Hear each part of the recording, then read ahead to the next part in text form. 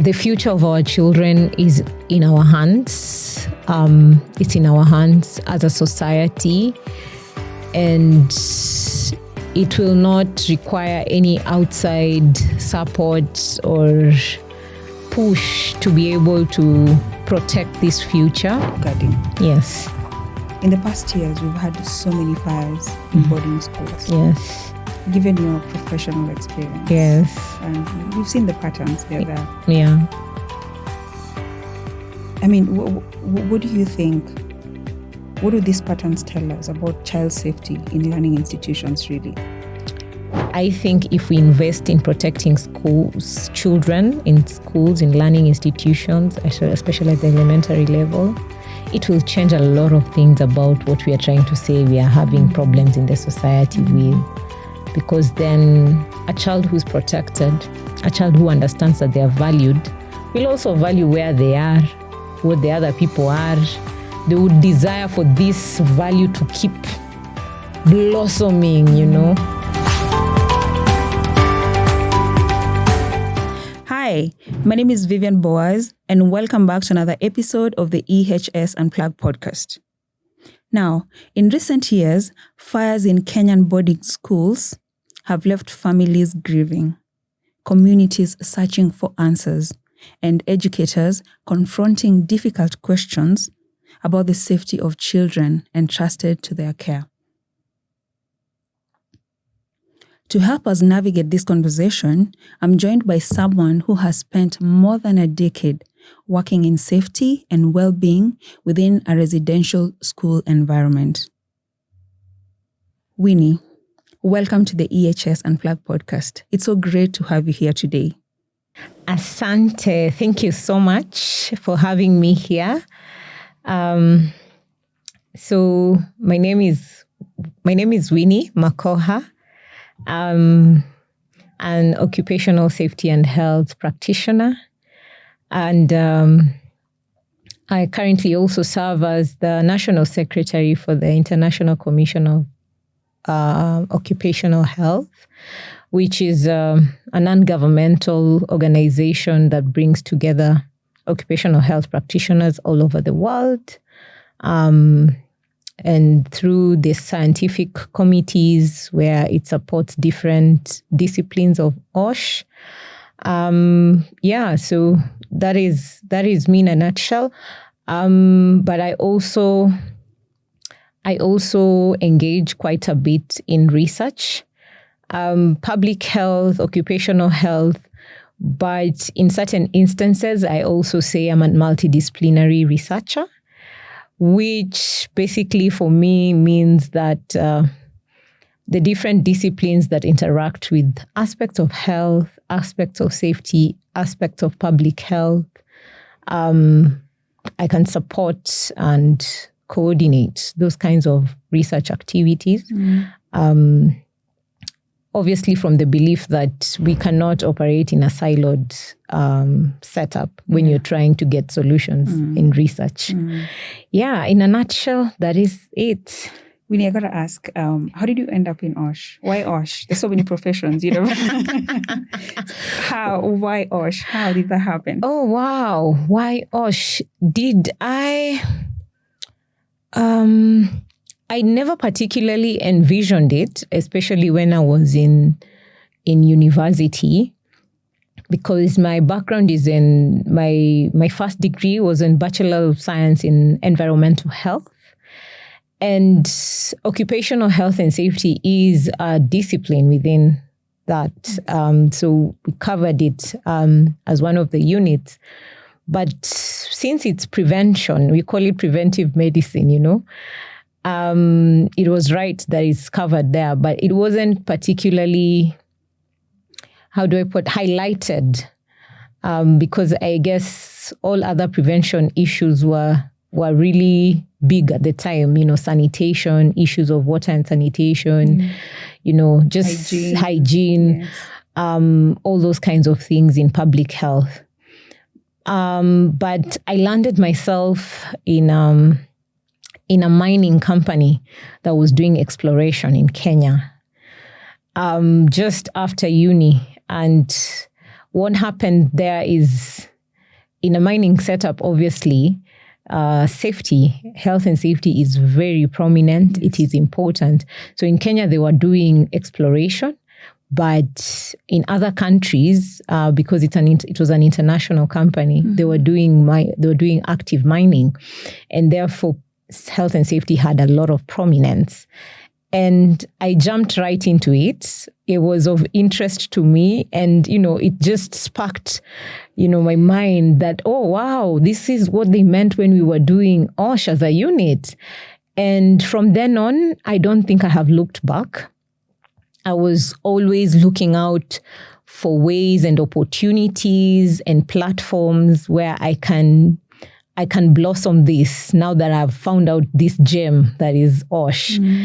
And oh my goodness, I have traveled wide in terms of just going to look for information so that I can enrich myself. Those early years, joining associations, joining informal meetings where people were discussing occupational safety and health, enrolling for a master's degree at the time, and just being very, very interested in what this is about. And I must say, sitting here now, it feels surreal to see how much OSH has grown in the country and how much people have onboarded it as a profession.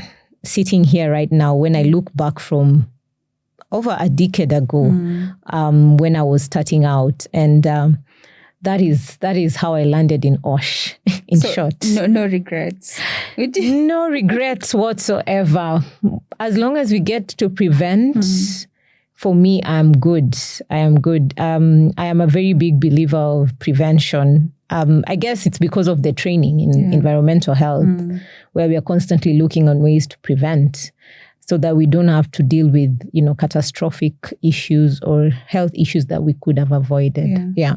So let's say we're in the business of prevention. We are in the business of prevention. Yes, that is right. That is right. So anyway, no regrets from Winnie. But Winnie, I know you've been an OSH professional in a wellness. Yes. What do you call it? Do I call it a wellness? You called it a staff wellness officer too. At Safaricom Foundation Academy. Yes, at M-Pesa Foundation Academy. Foundation Academy. What was that role like? Because if you're being honest, most of us never connect occupational safety and health to the school environment. Oh, yes, that's true. Even myself, when I was starting out in the OSH profession, I did not connect the two. But the realization of the H within the OSH, occupational safety and health. And health, as you know, as how WHO defines it, it's not merely the absence of disease. And therefore, we are looking for what other ways can we define the health of a person. And so if we are in the business of prevention in a workplace, then staff wellness becomes a core issue, so that you will protect staff from hazards, which is basically safety, physical hazards and all of this. But what about their well-being, which does affect their health? And if we are broadly defining health, that it's not merely the absence of disease, then staff wellness becomes a core. So for me, being able to connect that was like an aha moment.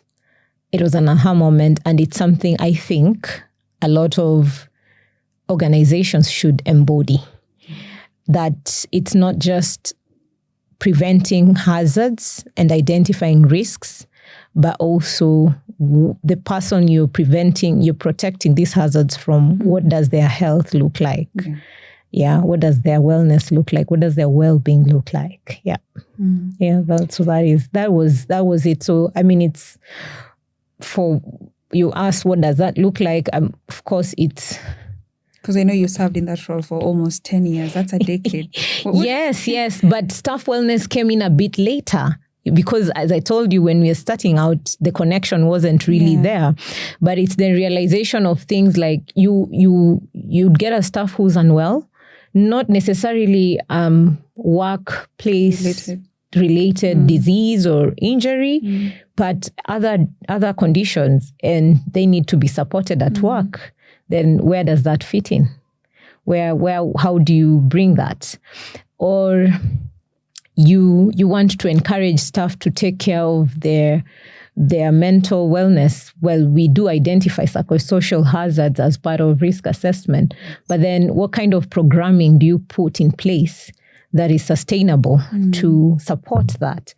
Or you find issues that are mostly mentioned as HR issues, human resource issues, things around staff motivation, staff development and all of these things. But really what we are saying is, how does that impact the wellness of the staff?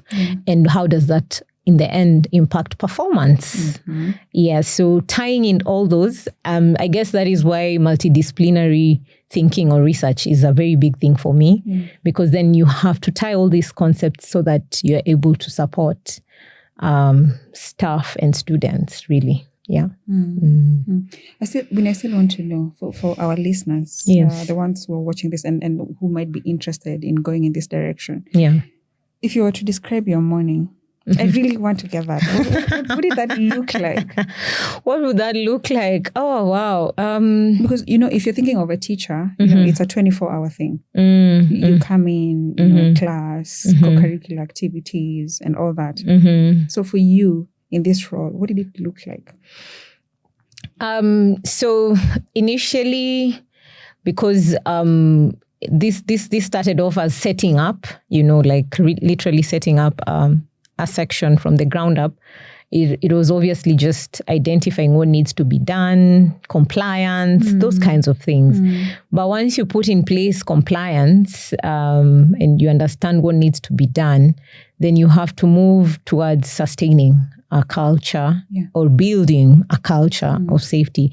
So a morning would look like, in case there was an incident that happened and you did not resolve it completely, in case there is a program that you have identified from, let's say, the quarterly medical reports from the insurance, where they just summarize for you that this is what your staff have been dealing with.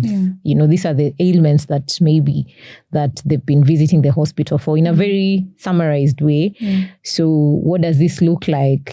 How does this inform your programming for a wellness program, for example, so that it's not general, So that's what it looks like. So in later years, that's what it involved mostly. Thinking of what if the safety committee had done an inspection, and because the institution is very large, you're going through all the issues that they have raised and trying to resolve one by one, which involves a lot of collaboration with the departments. If it is maintenance that needs to fix something, if it's an issue in the hospitality area, that kind of a thing. So on a day-to-day, that it would vary, but generally that would look like. That's what it would look like. Yes. Yes. So Winnie, I know today we're talking about child safety and safeguarding. Yes. In the past years, we've had so many fires in boarding schools. Yes. Given your professional experience. Yes. And we've seen the patterns, they're there. Yeah. I mean, what do you think? What do these patterns tell us about child safety in learning institutions, really?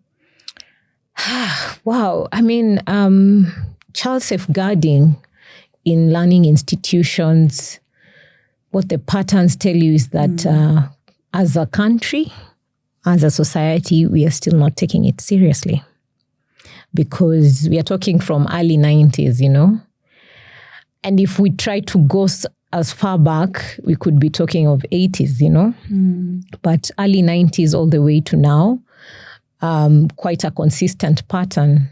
So it means we are not taking it very seriously, because we've had commissions of inquiry, public outrage and all of these things.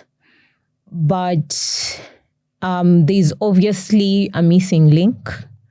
There's obviously a missing link in how we want to imagine child safeguarding in schools, in learning institutions. There's obviously a missing link. And for me, the missing link has been, first of all, we have to accept, or we have to bring ourselves to the mindset that children are vulnerable and children need to be protected. That children are not criminals first and then children later. They are children first and then whatever else later. And that value, placing that value on who a child is to the society, at the core of it is what needs to change. Because if that value is there, then every other thing around child safeguarding will come. Their physical safety, their emotional well-being, protecting them from neglect, exploitation, sexual abuse, all those things. We first have to believe as a society that children are children first. They're vulnerable. They need to be protected before we get to thinking of them as other things. Because I find the criminality of children is what is usually centered. You'll say they're bad-mannered, they're what, before we imagine what conditions have we created for them. That I find as a missing link. Yeah. Yes. So do you think this starts in the home? Because it's the home. A child is born in a hospital, they're brought into the house. Before they go to school, they're first of all molded, if you can use that, in the home, by the mom or the dad, if they're lucky enough to have both. And then now they're introduced to external parties, which in this case is teachers. So does this begin in the home? This disconnect, does it begin in the home? I don't believe so. I haven't gotten deep into research about it, but from my observation, I do not think that the disconnect begins from home. Because I would lightly ask, and I want to say this lightly, are these children burning their homes? No. Are they? I'm saying this lightly because it minimizes the weight of what happens in schools when there's arson and all that. And I do not want to minimize it. But what I'm just saying is that it's the disconnect happens throughout, not at home. We cannot isolate it from home. It happens throughout because even the teachers, their caregivers who move to school come from homes. Were brought up in homes, it's the entire society. But more importantly, it's this disconnect comes in with how maybe subsequently, maybe over the years, what we have been made to believe children should be subjected to. That is why protection is not a big thing for them. That it's okay for a child to experience certain things. And, we say children are sponges, yeah? They absorb. Yes. So if a child has witnessed violence, for example, at home or in the community, they're a sponge. They have seen that this is acceptable. If they don't experience it at home and see it in the society, they're a sponge. They're a sponge. If they don't experience it in society, they experience it in school, where a caregiver there or a teacher, they're a sponge. They're absorbing this. They're building a software in their minds, So I would say if we collectively take a responsibility, we would not isolate it from home. No, it's an entire societal issue for me. Yeah. Winnie, you've talked about child protection. Yeah. Now, for me, I would talk about child safety. Yes. Now, maybe let's help the audience understand what is child protection, what is safeguarding. as we continue with the conversation. Yes, so that they're on the same page. We're on the same. Yeah. Yes. So, especially for this particular context. Yes. Child safety in school. What is child protection? What is safeguarding? So child safeguarding and protection is generally defined as proactive and preventive processes where we protect minors who are children from physical, emotional risks or dangers, from neglect, from sexual abuse, from exploitation. So broadly, that is what child safeguarding and protection is, or just child safeguarding. So these are proactive, preventive processes or measures that you take to protect minors from these risks. And this comes from the UN Convention on Rights of the Child, where there are rights of children that have been listed, what the rights that children are protected from, and the rights that need to be upheld for children. So a lot of organizations or schools or international school bodies or governments like ours because we have enacted even the Children's Act and things like that. They draw from this convention, the United Nations Convention, on children, the rights of the child. And from there, you're able to understand what child safeguarding is. And this goes across to even spaces where outside of learning institution where minors are. So for example, if you're running football camp, where minors are members of a football camp, then child safeguarding goes there. This is not a learning institution, right? It's not a learning institution as we know it, but this is a space where children are. Yeah. So if you are having a Sunday school program, for example, where minors are involved, then child safeguarding goes there. It follows the child. Where the children are, then child safeguarding must be there. It's just that now in this context of child safeguarding and protection in child safety in schools, is that now we look at what does the learning environment look like for this child to protect them from physical harm, which is where the fires come in. Yeah.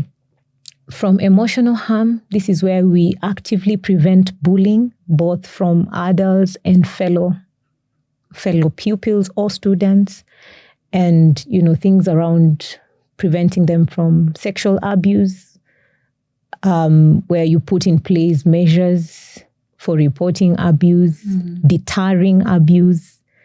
When you're talking about sexual exploitation, the kind of material they're consuming, they have access to things like pornography. All that goes into child safeguarding and protection. So it is as broad as physical, emotional, sexual abuse, sexual exploitation, neglect. And like, for example, neglect this is where you see a local administration, the chiefs would come in and say, why is this child not in school? That is child safeguarding, because then it is the duty of the local administration or the people around to ensure that this child is in school, because there's some neglect there. Why is a parent or a caregiver not allowing this child to be in school? Or maybe it's been reported that this child is being beaten every day or made to do some hazardous work or child labor.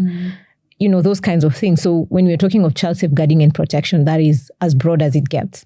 But then now in a school setup, you narrow down to what children are exposed to within that confines. Yes, but with the aim of protecting, of course. Yes. I was about to ask you if it's the same thing as, say I'm working in a manufacturing factory. Yes. If it would be the same thing.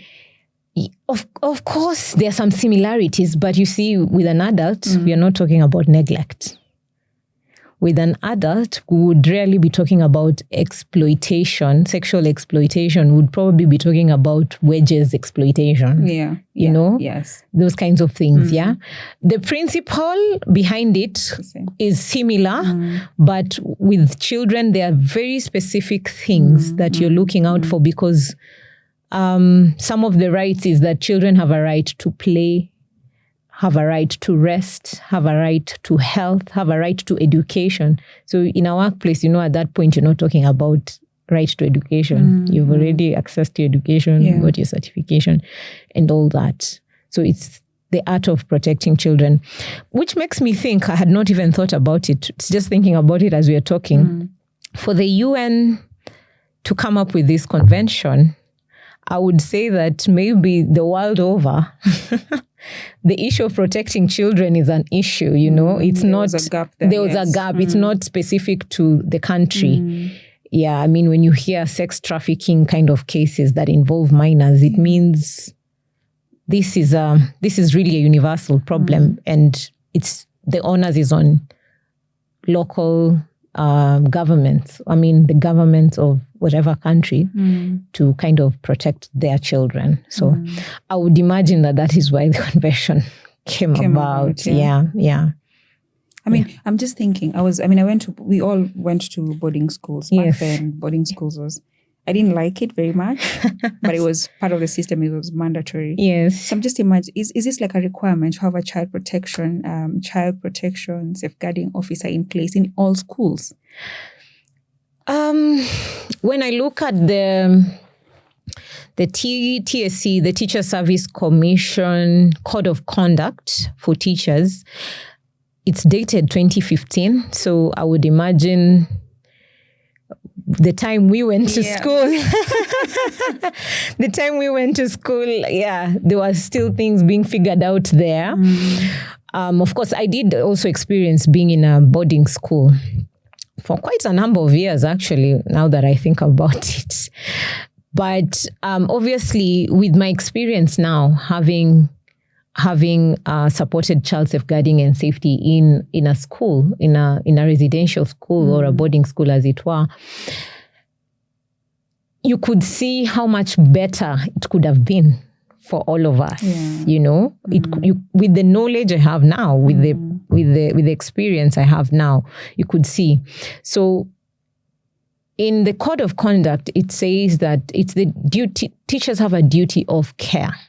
So this duty of care is what child safeguarding is all about, that adults do have a duty of care, but you kind of define responsibilities.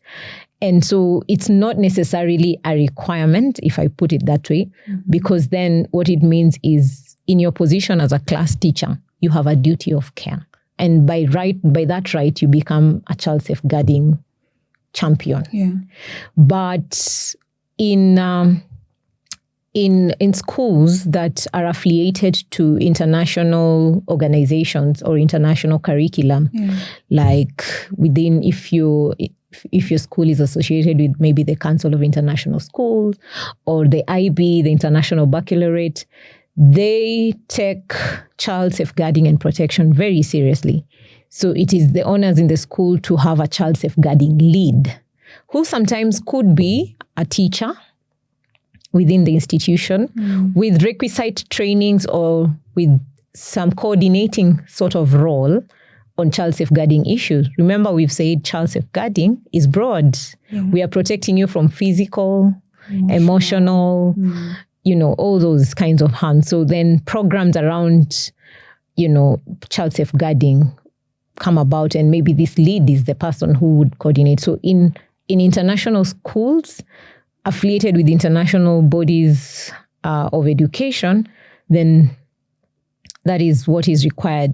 We have the TSC Code of Conduct, as I've said, and we have the Children's Act. But in terms of implementation in that kind of mindset, that hasn't been, and you know that public schools are the majority in our setup. So, and that is where the TSC has a purview of, So I would say it would be desirable that schools have a child safeguarding lead. Yeah. So, Winnie, 2015, so the code of conduct is from 2015. So, from your experience, how do you think it compares residential schools to day schools? I think duty of care cuts across whether you are in a residential school, boarding school, or a day school. Because remember, in day schools, you're also going out for activities, right? You're taking students for drama festivals, music festivals, sports. So the duty of care remains.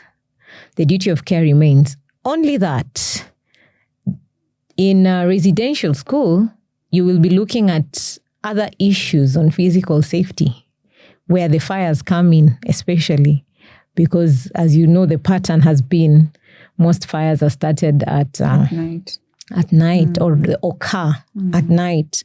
So then that's where we come in with what we can do with fire safety, where, professionals in OHS, EHS can support, because they understand what the requirements are. For residential schools, again, you're looking at healthcare, because a child could fall ill at night. Then what setup do you have? Do you have a registered nurse? Do you have a registered clinical officer or a registered medical officer who is looking after the well-being of these students from a healthcare perspective? Because these are competent, trained people to handle health. In a residential school, you're also looking at more meals. In day schools, there is meals. You see the food programs that happen. Some day schools, like in primary, they go home, come back. But then there's a heightened risk around food safety in residential school. Because remember, you're eating breakfast, tea break, lunch dinner, and anything in between. So there's also those aspects. So I would say that the duty of care cuts across. However, there's more to think about when you're talking about residential schools. Yeah, because of that, just that idea that this is home 24 hours now. Compared to when you're going home and coming back. There's something you said, you're mentioning it lightly. So I also want to mention this lightly. Most of the fires we've seen, honestly, in the news, it's mostly happening in public schools. We've never seen, we've never had cases of international schools. Reporting cases of arson. Yes. So what can we learn from international schools? There's probably a teacher who's watching this episode and is wondering, what can I learn? What are they doing different? I would imagine that even in public schools, because the duty of care, the TSC code of conduct still applies. They have the knowledge. Maybe minimal support, I would say, because, with child safeguarding, you also need to be trained. Awareness trainings are very, very important, to understand even how to identify a child who is going through sexual abuse, for example. What are the conditions of sexual exploitation? Not everybody can pick that up. Myself, without an awareness training, I didn't know. There's language that is not childlike. So when they say it, you're like, what could be the issue here? So the awareness of recognizing that requires training. So I would say maybe they would have some knowledge, but maybe lack of further support. That is probably the missing link. But what can be learned from international schools, since the bodies they're affiliated with borrow from the UN Convention. They didn't come from a vacuum, and this UN Convention is accessible to all of us. And even Kenya, we have enacted the Children's Act. We have ratified, I think, 2 ILO conventions around issues to do with children. The one on minimum age, child labor. That is, I think, C-138. And on the worst forms of child labor, that should be C-182. And, those have been domesticated into our Children's Act, into Employment Act. I think we even have a Sexual Offenders Act, which handles issues around, sexual abuse and harassment and all those. So we have it, we have the infrastructure, but to pump in resources for implementation, where we are taking accountability to this teacher. We are telling you, you have duty of care, but we empowered you to understand what your duty of care is. What your duty of care is as a teacher. Have you been empowered enough to understand and to implement this? Yeah. So, it's very sad as a country. We have the OSH Act. That really handles health and safety, even in schools. Yeah. You mentioned the code of conduct. We have, I think the Ministry of Education also has the health and safety guidelines. Yes, there's a safety guidelines for schools. I think 2008. I'm not sure, but it should be 2008. So for me, I'm wondering why, with all these legal frameworks in place, why are we failing to protect our children? Fundamentally, it's because we don't believe we should protect children, like I said.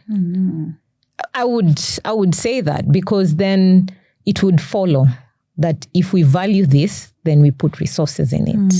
We make sure we do everything within our power to do it. And I understand, I think right now, because of the awareness that is going around, like the conversations we are having now through this platform. And I have seen people going to radio stations. I have seen people speaking on TV, people writing very long pieces on social media, especially Facebook, because the platform allows for that kind of engagement. With the awareness, I think adults are beginning to recognize their role. And I strongly believe that we will see a change. Before that, maybe even us, when we were getting into the workforce, we didn't know that there was a problem that could be solved. We just knew there was something wrong about schools burning and, people not being taken care of and all of these things. But now the awareness, really, it will inform people to get more knowledge, more skills, and I think it will be something of the past soon. I think so. I really believe so. What do you think parents can do? Because while you're talking, I was just thinking, when women get pregnant and then 9 months, so they're about to give birth, you see all these preparations, and the preparation is usually around the physical safety of the child. Yes. Once the child lands, if there are any sharp objects in the house, it's the house changes. Even their nails, some cut their nails, just make them really short. So I'm wondering if you're able to ensure the safety of your child at that age. What more can we do when now they're out of school? Out of the house, and now they're in boarding school as parents? Because sometimes they believe change sometimes starts with. I think. Because I wouldn't want to place a huge burden on parents. They've done their best with whatever is available. But I think the involvement of parents in forums like PTA, the Parents Teacher Association, becomes a very important platform for their engagement to ensure that these things are done. Because I think one of the things that always comes up every time there's a fire in a boarding school is that I was never allowed to see where my daughter was sleeping. I was never allowed to see where my son is sleeping. And institutions probably do this intentionally. And parents would say things like, when you're in the PTA and you raise these kinds of issues, your child gets targeted or reprisal. So they are doing enough. What I would place the biggest emphasis on is on the government and governmental institutions that have the resources and the authority to ensure that this happens. However, I know that governments don't act in vacuums the world over. And so the pressure, sustained pressure or sustained conversation to make governments act on these things would be a good place as well, beyond acting on PTA. From a community level, at school level, then the pressure to just ensure that this is done, because once they implement policy, the onus is on everybody to follow. But to get to the point where they're implementing policy and they are doing budgetary allocation, and I would say also maybe professional associations. Professional associations are also in a good place to support parents, let's say, to have a forum to say this, because within professional associations, parents are there because they're professionals in different ways. So the professionals' voices, when you're talking about child safeguarding and we said school physical safety, it's not just fires. We had an incident where a school in Nairobi where a building fell. A school building fell. So you're talking of professionals who are parents within the engineering association speaking into it. We are talking about one of the incidents that to date still tugs my heart. A 6-year-old from St. Augustine Preparatory School in Mombasa in 2017, I believe. This kid fell through the bus. This bus this bus had some wear and tear where you place your feet, where you step on. And they had placed a carpet, a carpet like the one we have here. It's carpeted all through, but it was rotting. It was rotting inside because remember, this carpet is probably being cleaned by water or something. And this kid is on their way. It's closing day. They're on their way back home, and they fall right through. 6-year-old. So you can imagine the weight of a 6-year-old. For the 6-year-old to fall right through, it means this thing was rotten beyond repair. And so when we're talking of that kind of child safeguarding, is also looking at what do your school buses look like? Exactly. What does transport for kids look like? And this is a day school. So when you're asking me about day schools, the issues are different, but they equally have a lot of things to take care of.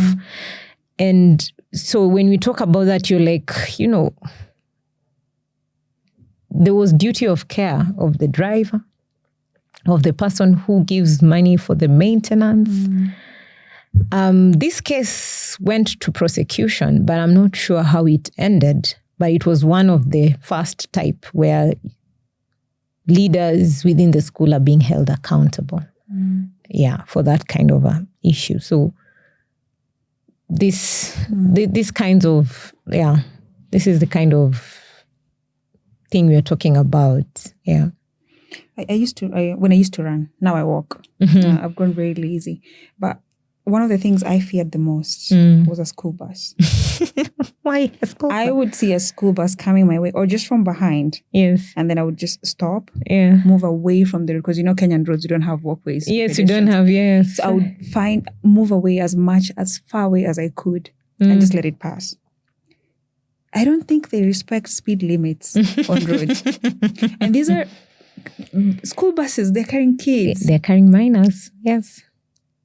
So, Oh. Yes. So you see how far child safeguarding can go, because and that is why awareness and training within a school community is important, because then every adult in whichever role they are in understands their duty of care.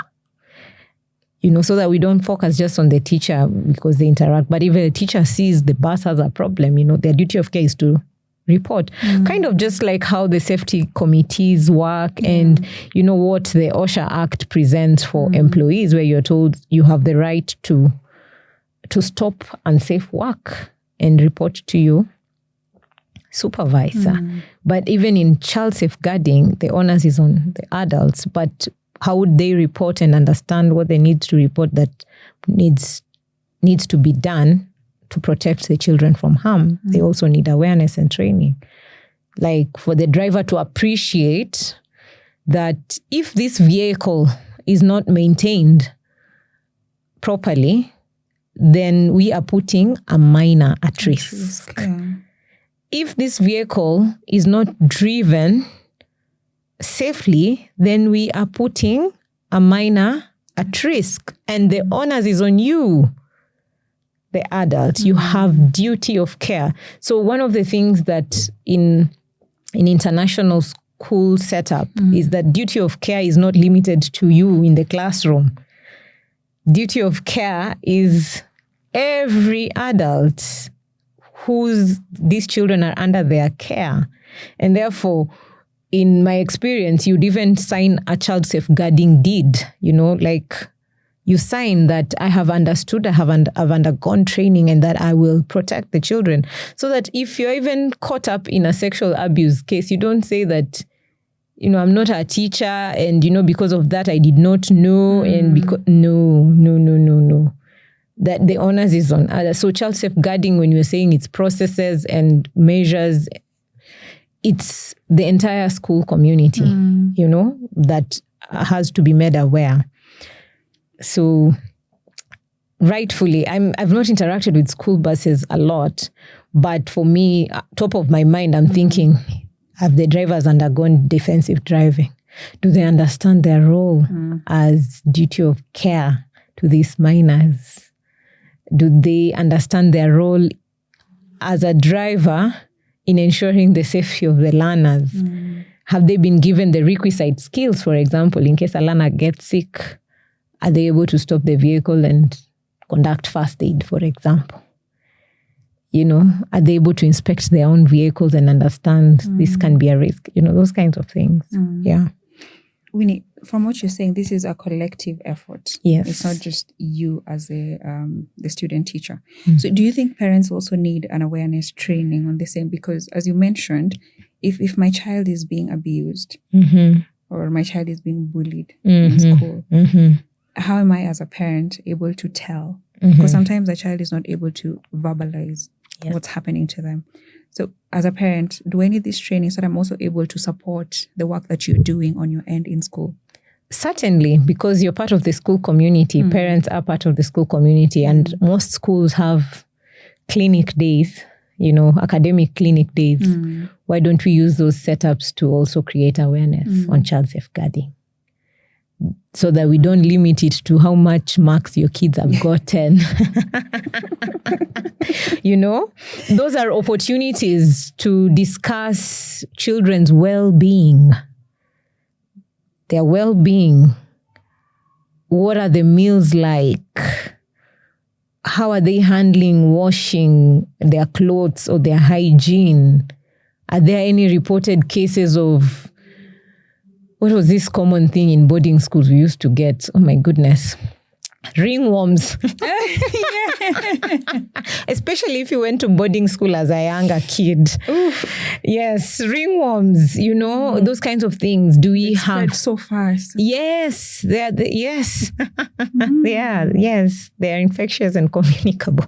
So you get, So those are opportunities. I do not believe that schools do not have opportunities where they cannot interact with parents to bring them on board in understanding child safeguarding and protection and doing those awareness. And it can be done incrementally. If you do year groups meetings for academic clinics, then you tackle it for year per year. I know that schools normally have parents meetings, they'll discuss academics. So that's an opportunity for child safeguarding awareness trainings to be done. I used to fear academic clinics. Jesus, because my dad. So I went to Kiambu, and my dad would come all the way from Homa Bay County. Oh, he had to travel overnight. And then by the time I'd get to school and I'd scored very poorly in certain subjects. And then that is the only thing we would discuss. Yes. No one ever asked me, or, it's been 3 months. Or back then it was how many months per term? 3, right? It's 3 months. It's still 3 months. Yeah, and then no one would ask me, why are you failing? Are you okay? Yes. Has it been the past 2 months? Yes. It was always, you got to see. Why? Why this C? What can we do to improve going forward? Yes. So that's an opportunity they can use if you're not doing it already. Yes. So Winnie, given your experience, what are those non-negotiables that we can put in place to ensure child protection and safeguarding is where we want it to be? Oh my goodness, non-negotiables. Wow, that would be a whole list. Huh? But like I said, I think we first profile the risks just like we do in health and safety. And, we've already identified that the kind of risks in residential schools versus day schools are different. Yeah. And we are seeing that there's a bit of difference between how international schools are and public schools. Yeah. And there's also a bit of difference between secondary schools and primary schools and ECD kindergartens. And so that would be a starting point, of course, to profile those. And then, of course, once you identify those risks, of course, you come up with measures. But I think for me, non-negotiables in the wake of arson and fires in school, I think fire safety is very, very, very, very paramount, especially in boarding schools. I would say day schools do have a need because a lot of schools also do cook for students during the day, because a lot of schools have adopted this system where children eat from the school so that it reduces their time.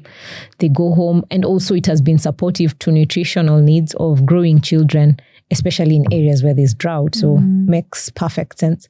So as long as there's fire, fire safety has to be involved. But the greater need is, of course, in boarding schools. So fire safety for me is a very, very key thing. And then issues around of course, emotional safety, where we're talking about protecting them from psychological risks like bullying, sexual abuse, harassment, those kinds of things. Those would follow, because I think one of the things that all these inquiries have been mentioning is, the students do not have a way of letting out their issues. They don't have a way of speaking out what is going on and all these things. So those become also key. And then food safety also is an important thing. I'm reminded of Kakamega, the school, St. Mukumu Girls. Yeah. It's quite recent, like within the last 5 years, I think. And remember that so many students who had to be admitted. And though the inquiry was not necessarily made public, but there was rumors of issues of eating maize that had aflatoxin and probably poor storage. There was a lot of stories in there, but a diarrheal disease presents as a diarrheal disease. So, you can always trace, whether it is foodborne and all this. So food safety is something that is overlooked. And, when we're talking about food safety, it's not just preventing of diseases.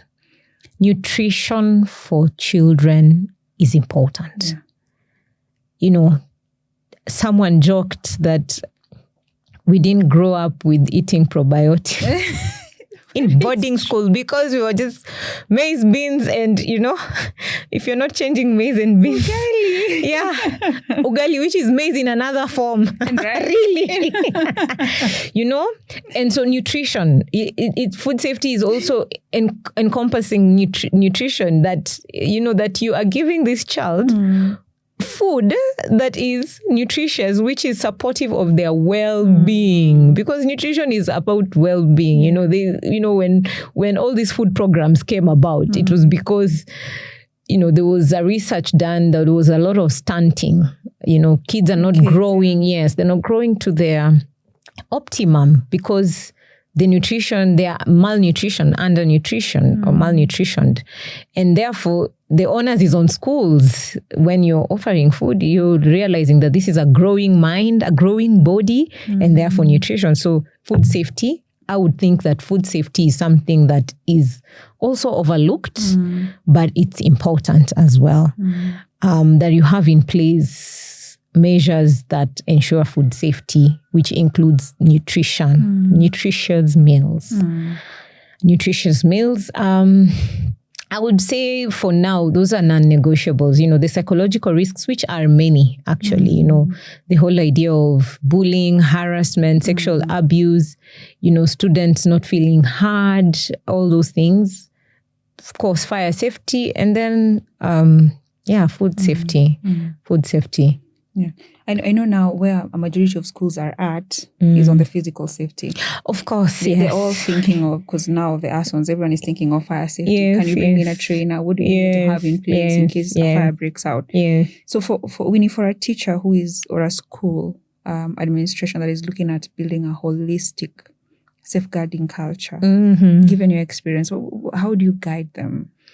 Where do they even start? What should it look like? Where do they even start? Yes. I love that. I think, as I said, first of all, we will profile the school. We look at what their risks are. What do they have available? Because some schools do have, so you build on that. But of course, once we profile what the risks your environment has, your school environment has, then we chunk it out bit by bit, but I would start with also just creating awareness.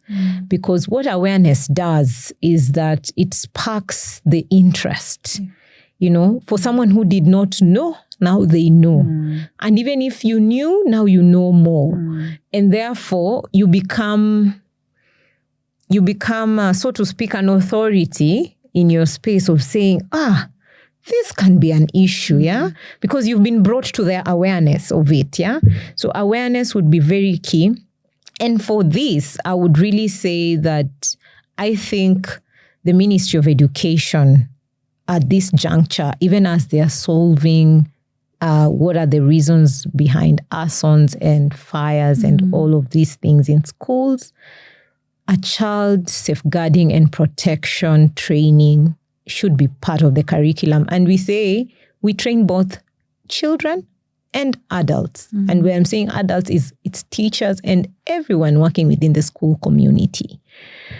Because then when children are also aware what their rights are, what they can be protected from, how to report even bullying amongst themselves, then it becomes very easy also for the adults to be able to follow up. And when the adults know their responsibility and how to identify, again, it becomes very easy. So I think child safeguarding and protection trainings as part of curriculum is something that needs to be rolled out. I know that children's rights has been incorporated and, kids can sing literally their rights. And this is the hard work of what the Children's Act has done, borrowing from the convention, of course. But can we take it a step higher? Can we take it a notch higher, where we are now speaking of physical safety as part of child safeguarding? Can we speak about physical safety? So we look at the buses, we look at how our trips are being done for sports, we look at how the courts are looking like, can they cause injuries? You look at the dorms now, you look at the classrooms, everything. Can we make it more encompassing? But the training would be a very good start, I think, because heads of school also cannot do this on their own.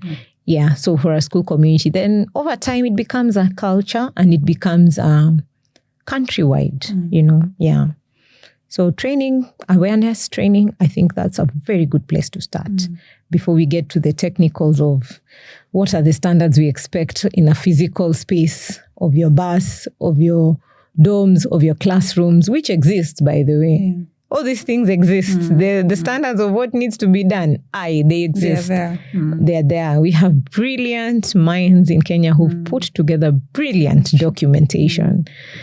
They're there. It's just the implementation of it. And for it is providing schools or heads of institutions with a platform or a resource or a route to be able to begin implementing what this is required. Yeah. So so if a school wanted to employ a child protection and safeguarding officer or lead, where would they go? Because I don't think there's a specific training, because traditional OSH professionals focus on, the health, the physical safety. Yes. But now when you look at this holistic approach, it also looks at the emotional aspect of it. So are there any forms of training available to the professional or to teachers themselves? Yeah, they are there. Yeah, they're there because there are platforms like EduCare, which is paid because it has like a lot of other causes inside. So a school could subscribe to it. And then when you subscribe to it, what you do is that all your employees have access and they can go through the causes. This is where I'm saying that a uniformed approach from the ministry would be very good, because then in this era of digital technology, then disseminating these kinds of training material becomes very, very easy, very simple. Just having it available on portal, they just contextualize. Because the other thing about the kind of platform, for example, I've mentioned, which is training, is that the examples might not be very contextual. They would be giving an example that is about, I think, a European setup, Europe. So contextualizing that kind of content. And I know that it's possible because we have KICD. We have the Kenya Institute of Curriculum Development. And I'm certain that developing this kind of material and disseminating it as a first, before we get to people physically training these teachers, or forums where teachers go for trainings, can happen. So I would say for OSH professionals or public health professionals, it's just acquiring that requisite knowledge of understanding now the child safeguarding angle.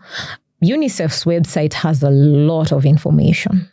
So you can equip yourself with the knowledge, and it can direct you to where you can do trainings. And all these organizations that do deal with children, like Save Our Children, they do have those kinds of trainings around child protection, child safeguarding and protection. In school setups, like I've said, those affiliated with international institutions, they have lots of learning materials. So it's the onus is on the school just to see the importance and then subscribe to it, and then, of course, onboard staff. But I think because we are looking at a wider impact in this country, then this is information that can easily be put together between the ministry and all the governmental institutions that are involved with curriculum, with teachers, coming together and just putting out. It's not rocket science, to be very honest. Considering, no, the reason I'm saying this is because I know that, they'll have to put together, people to come and, discuss what needs to be in the content, but there's already templates available. We just need to contextualize it and roll it out. The urgency of it will come from our belief that children need to be protected. This can be done even tomorrow. Even next week. Even within a month. It can be done. So I would say for us professionals who are interested in understanding child safeguarding, all those are resources available. I'm about to ask you something, and please feel free to not respond to this question. We have this culture as a country where, when it comes to reputation and transparency, we don't have a balance. We are having cases where there's an arson that's, there's a fire outbreak. They've done the investigation. And then they say, Chatu, we can deal with this, quietly. Let's have a meeting internally as a team. And then let's discuss, find the causes, and then close. But that does not mean you found a solution. That does not mean that it's a sustainable one and this won't happen again. Unfortunately, as you said, feel free not to respond. So it can be off record or on record. We will decide. Yeah, or maybe Winnie. Yeah. Maybe I can say, how would you navigate that? Yeah. In your position as a child protection and safeguarding lead? I would say accountability is very important. Is it in law or in the justice system? They say justice must not just be done, but must also be seen to be done. So we could handle it silently. That is justice. It has been done. But has it been seen to be done? That's where the question is. Has it been seen to be done? And to be seen to be done means we have to place a very high standard of expectation of people who are in positions of responsibility and power. So we are talking things like stepping aside, resigning, very uncomfortable things. Yeah, we are talking that. So I think when you appreciate the weight of what you're handling, being in charge of minors, being in charge of children's lives. At this point, we're talking lives. We're not just talking about, small things. I mean, a diarrheal disease could easily result into a death, Very easily. A bullying incident could easily result into a death. Someone can be bullied into suicide. Yeah. So we are really talking of worst case scenario here, that we are looking at death. We are looking at now protecting life. So when you're sitting in the position that you're sitting in, you must appreciate the weight that whatever I do or don't do falls on me to protect these minors. Not just one child, one life lost. It's okay. That.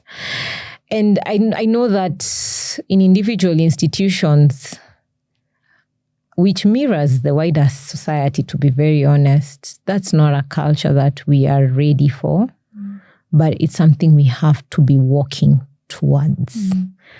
And sometimes it doesn't have to look like jail, because I guess that is how we know best. Sometimes, sometimes it doesn't have to look like jail. Sometimes it can just look like this is you being struck out of the teaching register. That is a consequence. That is a consequence. That is a consequence. Just attaching a consequence to not being able to handle duty of care, attaching a consequence. And there are many consequences to it. I have a friend who introduced me to a concept called abolition. Abolition is where we are looking at reducing crime or dealing with crime or issues of crime without thinking about prison, like prison and jail, as the ultimate way of solving, right? It's very big in the US, especially in the Black community, because of the understanding of why prison systems were created and all this, and the harm it causes, just reduction of that harm through the prison system. And that's why I'm talking of things like even being deregistered as a teacher. You go figure out whether you want to have another career now. You are no longer safe for kids. That is a consequence. That is a consequence. That is a consequence. However, I know that it's not a conversation that is we are ready for as a country. No. But it's important to think of it that way. Like, what does it look like? Does it look like a student who has done this, waking up every day and ensuring that they will clean the entire chief's camp every single day for the term, and then they come back to school? The value of learning what that looks like is probably more than being huddled in a small cell. Juvenile, you know? Yeah. What does it look like for them to go and arrange the library books every single day, dust it, and any other duty they'll be provided to do, while watching the rest of their kids playing and going to class, going for trips? What does it look like, you know? So for me, it's also widening our minds, broadening our minds in what consequences look like, so that we are also trying to say we are assigning a consequence to your actions. And we're also saying that if you're in a position of responsibility, if you're a principal and this has happened and there was something you could have done, then it means maybe you'll no longer be a principal ever. And you just step aside. A lot of times, even consequences like those doesn't mean end of life. It just means reflection, rehabilitation into other things. You know, you can become the ambassador of now saying child safety is important. Yeah. As a result, yes. But we need to attach a consequence to that responsibility. Yeah. I think that would be a very good place to start. So that you're not just saying my ambition is to be head of institution without appreciating the weight of what you're carrying. Yeah. Yeah. It's gotten me also thinking about, right now we have cabinet secretaries. So the people we choose, the president, you know, chooses to appoint into these positions. Because sometimes I think the rot starts at the top. Because it makes no sense why this has been happening for years. And you said we have bright minds in this country. Someone probably has a solution. They're sitting on a solution. We have you, Winnie, here. Why is Winnie not the cabinet secretary? Wow. Yeah. No, seriously. I always believe Kenyans have solutions. Yes. We have solutions. Yes. We are willing to share these solutions. Sometimes you're appointed into a position of authority, but you don't have the solutions. It's okay to consult. Have a team around you that's able to guide you in the right direction. Yeah. Yeah, I mean, that's why I think I've been reiterating a collective responsibility is very important, because policies at a political level really do influence what the culture of the country would look like, where the direction would go. And it's important that even the head of state speaks into this, believes that this is important. And that would set the tone even for the cabinet secretary, for the principal secretary, for the ministry and beyond. But as I said, the demands would come from the citizens, you know, because they'll be like, no, this is no longer something we want. This is the direction we want to go. And sometimes that does wonders in just ensuring that at a political level, these things can be done. But also, I would want to note, which is something I've observed, that you could be competent in terms of being able to deliver. But if the environment is not enabling, what people call political goodwill. There's only so much that you can do. Yes, you'd be running a solo race, you know, and that becomes very difficult even when you're appointed to deliver on certain agendas. So political goodwill is something to look out for, even as we're looking towards choosing electing leaders, political leaders, representation at all the houses at whatever level, the county level, the members of the county assembly, at the Senate level, which is at also county level, where they have oversight over the governor. the members of parliament, that's what it looks like. It looks like having people who political goodwill in delivering certain things, speaking about child safety and safeguarding being at the heart of their agenda. So they are able to push it forward. I would imagine everything that we've achieved so far came from such kinds of, So we just need to push it a little further, And I always say, one life is one too many. One life is one too many. One child dying is one too many. Every life is sacred. So if we lose one life, it means it's very easy to lose another. On preventable issues. Fires are preventable. Yeah. Very preventable, There was a light conversation which I haven't gone into in terms of the cost. What is the cost of installing detection system versus a surveillance system? What does that cost look like? We want to surveil to be able to get culprits after the fact. But we're in the business of prevention. Yes. What would that cost look like to actually put prevention in before we get to the surveillance? And so when we're talking about child safeguarding and protection, we are actively putting in place measures.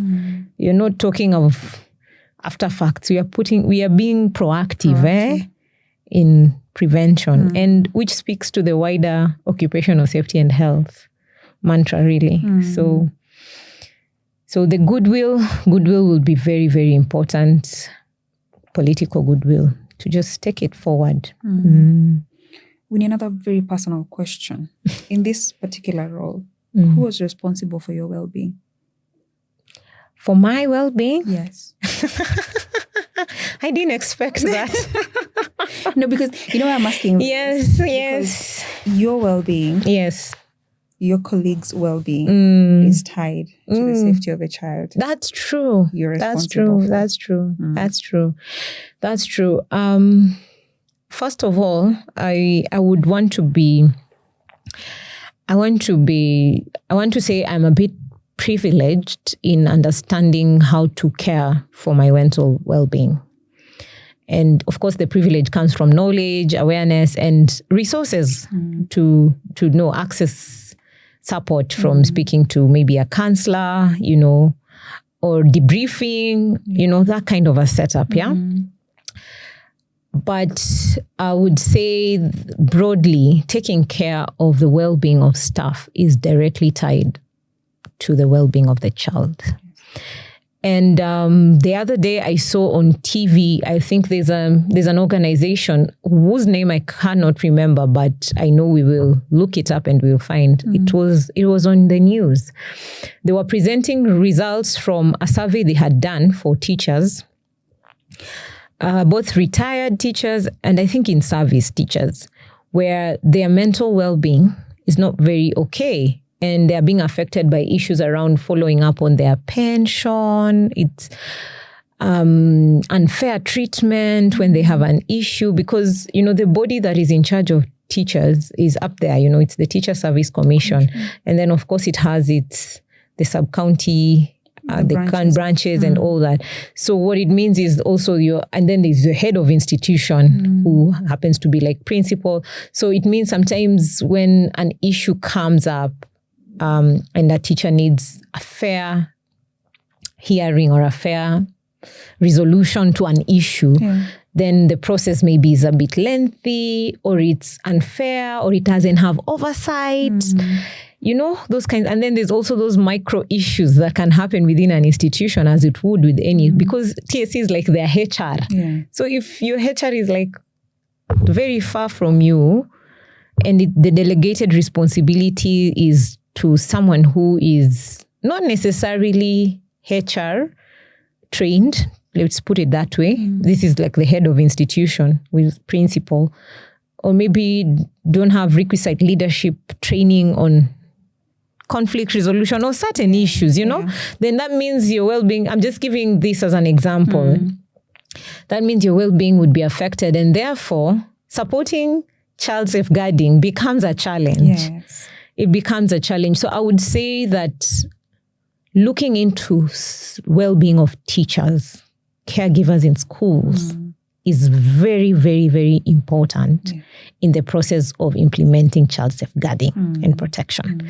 Staff wellness cannot be overlooked because they are human, and their well-being determines how they would care for the child. Yes. And that is something I think, and I'm really glad you've asked that, because that is something that in the broader conversation doesn't come out very strongly, because who is caring for the staff? Yes. Who is caring for the staff? And if the staff do not have access to mental health care, even their own health care, really, physical health, if you're sick and you are not able to go and get treatment, you cannot afford treatment, it means you'll not be fit to be able to handle child safeguarding. Yeah.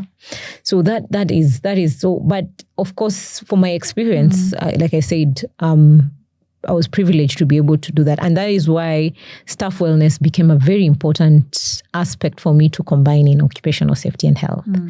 Because then you also want that this staff is able to see if the workplace has a hazard. Yeah. If their mind is not there, or they don't know what to do when their mind is not there, they can't sport. No. Exactly. Yeah, now becomes a child protection risk. Exactly, because now you're in a child learning institution. Yeah. So it becomes a risk. So you're compounding the risks by not taking care. So I strongly believe that staff wellness is something that needs to be taken care of. And like I said, broadly, when we are talking about public institution, because they are majority. And I would speak to private institutions as well, because sometimes, because they're not in the purview of, they're not within, our sight. There could also be things that are going on in such that might not result in fires, but other things like bullying, sexual abuse, those kinds of things. So we really, really, really have to make sure that staff wellness is taken care of. Yeah. And teachers' wellness is at the core of this.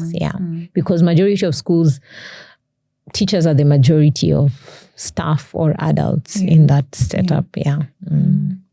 So Winnie, for in schools where this is not in place, so at individual level as a teacher, male or female, if you wanted to protect your mental well-being, I mean, what are the avenues out there? Things that I can just right now, someone is watching individual this. Okay. Most schools have sports facilities. They might not be the world class, but there's something. I would say engaging in sporting activities is a very good start. There's the bit where you're like a coach and everything, but also you can use that as a time to to let it out, to use that physical movement as a way. So that is an initial way, because we always say physical movement supports mental well-being. I agree. It supports mental well-being. So I would say sports is a very good way. Also, then encouraging activities that are outside of classroom work, like starting, these schools that run debate clubs. You can start Rotaract. I have started to see schools picking up that, Interact actually. Rotaract is older. Interact, that is for the younger Rotary members. You can start such clubs. What we say is that involving yourself in things that apply your creative mind, require you to, they're not mundane, they're not repetitive. They also support your well-being. That's true. Yeah. So in a supportive environment, and I would say this, head of institutions allow for these things to thrive in your schools. They have a return on investment on your staff well-being. They really do. They really do. So those kinds of clubs, board games. I know that chess has become really big, but we also have Scrabble. Scrabble actually does have competitions. I am a fan of Scrabble. I am a fan of Scrabble too. I don't know how to play chess, but Scrabble, yes. Scrabble, there's lots of board games. You can start those kinds of things. So you're constantly engaged and looking forward to. We talk of first aid clubs, but like St. John's also supports school level clubs, especially in secondary schools. You can always reach out to them and they will send a volunteer trainer.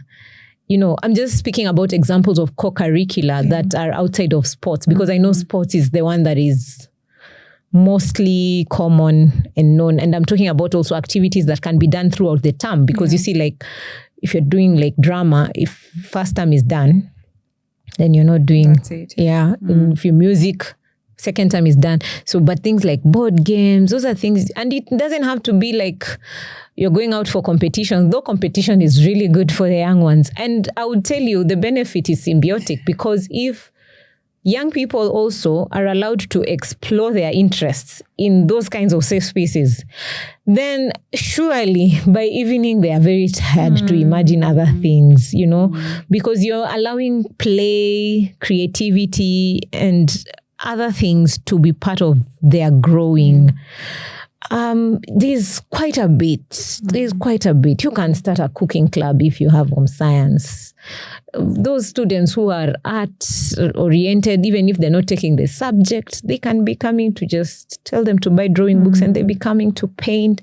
You'd be surprised how both the teacher being engaged and the students being engaged can really take away a lot of pressure mentally on very many things. So I would say those are quick, low-hanging fruits, as they say. Yes. Low-hanging fruits that at an individual level, I would say to anyone listening who is in a school setup or an institution, like learning institution setup, that they could do. Yeah, and it's not really a big investment. Very rarely. Yeah. No, it's not. So, Winnie, with 10 years of experience, I know from what you've also talked about, you fully understand our approach to child safety in Kenya. If you're given an opportunity, which I'm giving you right now, one thing you would change, be it policy, one thing you would change, what would it be? Oh, wow. I say that to get to safety in schools and enhancing our child safeguarding and protection, we do not have one single silver bullet, to solve this, to solve all these. And so it becomes a very big question for me. But I think, let us first say that we do not protect children as much as we believe we do. So if I was to pick one thing, is to first, let's just accept. I feel like acceptance helps us to move forward. That even in as much as we have done all this, let us accept collectively, including myself, that we do not protect children as much as we believe we do. We don't really believe children are valuable in this society in as much as we do. We think we do. I think we do. And there's a danger in thinking that you think you're doing, because then you're like, what more can I do? Me, I know I'm doing, I really think that is something that we need to accept, that for children are probably an extension of, life. They'll grow and continue and figure out life. We've not held it with the sacredness that it deserves. And for me, the sacredness is understanding that this is a vessel that needs to be nurtured, watered. You know how you deal with a plant people. I know you are listening. Plant people. I am not plant person. Just because I have not been patient enough. You know how you take care of it? Plant people, we can learn from that, You nurture that, you constantly, I said children are sponges. So whatever you want it to absorb is just the best. You're giving it the best nutrition. You're giving it the best. Because for the belief that they deserve and that they'll become better than you were and that they will become what they would desire to be, that they'll expand their horizon. Yeah, that belief has to be at the core of our thinking, of our mindset. So if I was to pick one thing, is to accept that we are not as protective as we believe we are. We are not as protective as we believe we are. So that would jolt us to at least do more. Yeah, I think I would say that, because if I was going to go policy practice direction, Vivianne, a lot has been said and a lot will keep being said. But we just have to hold children with that sacredness. Yeah. Not to what people will mistake it to pampering, or I don't know what they call. I don't know. There's words people use that make it seem like pampering a delicate thing is a problem. Yeah. But it's delicate, It needs nurturing. And that's why they say parenting is repetition. It's a game of repetition, because you're like, they're empty, so they're born with like you have to input, you have to tell them this is it. So if we accept that we are not doing as much, I think we will be in a better place to improve. Yeah, to improve how we protect and safeguard our children, especially in learning institutions, because they spend a lot of time there and a lot of their years there. I mean, you join school in 4 years when you're 4. Yes, when you're 4 years old. I don't even remember. Yeah, no, currently it's, I think, 4 years. And if you're to go all the way to secondary school at 18, how many years are those? Those are 14 years of your life. Yeah, 14 years of your life. Very important, to nurture it, sacredness. I think if we invest in protecting children in schools, in learning institutions, especially at the elementary level, it will change a lot of things about what we are trying to say we are having problems in the society with. Because then a child who's protected, a child who understands that they are valued, will also value where they are, what the other people are. They would desire for this value to keep blossoming, Yeah, they will not consider I have to destroy, being violent. And no. Yeah, so we have to be a bit sacred. When they say someone is in the right role, the right profession, that's you. Seriously, when you speak, it just just oozes out of you, like you're in the right place. You're doing what you actually meant to do, which is amazing. And I think with this kind of work, with the right support, it's really rewarding. Yes, it is. Which now brings me to my almost last question. is now for the OSH professional. Yes. They already have a training, but majority are thinking, this is not my lane. This is not for me. No, I mean, if you find yourself in a school, then this is for you. I don't think, in fact, when I joined M-Pesa Foundation Academy, for me, it was very inspiring to know that the board understood that this is an important role. It starts from that, that at that decision-making level, they appreciate that this is an important role. And, you would go around and hear, why would you be having safety in a school? So I think for an OSH professional, anywhere where there is prevention that needs to be done and it is a workplace, this is for you. That is what I would say. It's a question of just tuning yourself to more knowledge around the area of work. And then that's it. That's it. For any OSH professional, this is for you. When I grow up, I want to be you. I have one last question. Yes. Now, this is for the school administrators. Yes. I know you've touched on how to build a culture. Yes. But then just one thing that they can implement now. Say they watch they watch this episode. It's 1 hour long. Yes. Could be. But what's that one thing they can implement now to start the change process? Change process. Yes. Of course, first of all, identify someone who would be a child safeguarding and protection lead. Because once you identify someone, and this could be someone who already has requisite skills on counseling, safety, whatever it is, the interaction with maybe the students is quite a bit, or just a teacher who'd be interested. Your stuff better.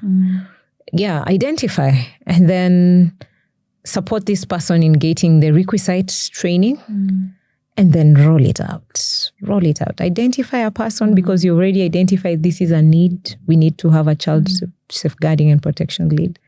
Equip them with knowledge. And then once you've done all that, what would success now look like? When you get here now, okay. This is success. I'm on the right track. Yes. Of course, if you've had issues of bullying, reduction of those kinds of cases, or reduction of improving of how they are resolved, maybe. Let's say that you can use such metrics. You're saying this is a success for sure. We had bullying and it was always boggling my mind. I'm in meetings, solving this, solving that. Reduction of those cases, of improving how they are solved. Because remember, we said students will also have to undergo awareness of understanding, the consequences of bullying. How is bullying done? Sometimes kids have come from an environment where those are normal behaviors. That's why the awareness for everybody, staff, students, is important. Reduction of such cases.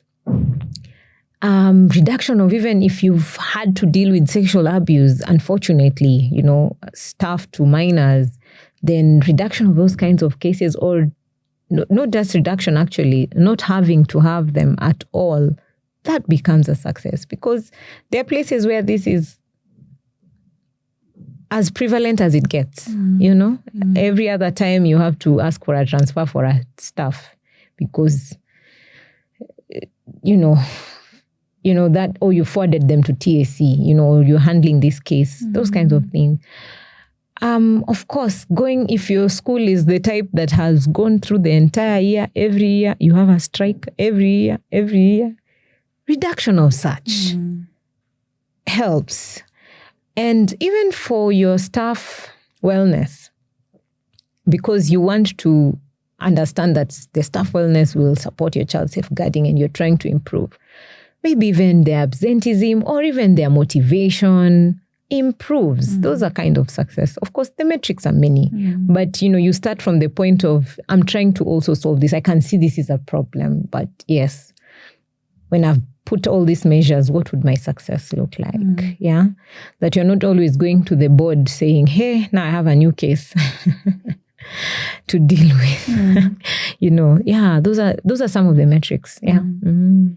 Wow. So Winnie, this has been very insightful. I've learned so much because I think our audience is a mix of, we have parents in the mix, we have teachers in the mix, we have the likes of Juma here, who is a videographer in the mix. We have all kinds of people. And this is information that belongs with them. So thank you so much for agreeing to come on board and unpack this. Yes. So, Winnie, the last closing remarks. What do you have? Share something with our audience. Before I share, I think I'll say that I hope I've done justice to the conversation. You have. And there's still more to be unpacked about it because this is a very broad topic. But what I would love to say is that the future of our children is in our hands. It's in our hands as a society. And it will not require any outside support or push to be able to protect this future. It will come from us.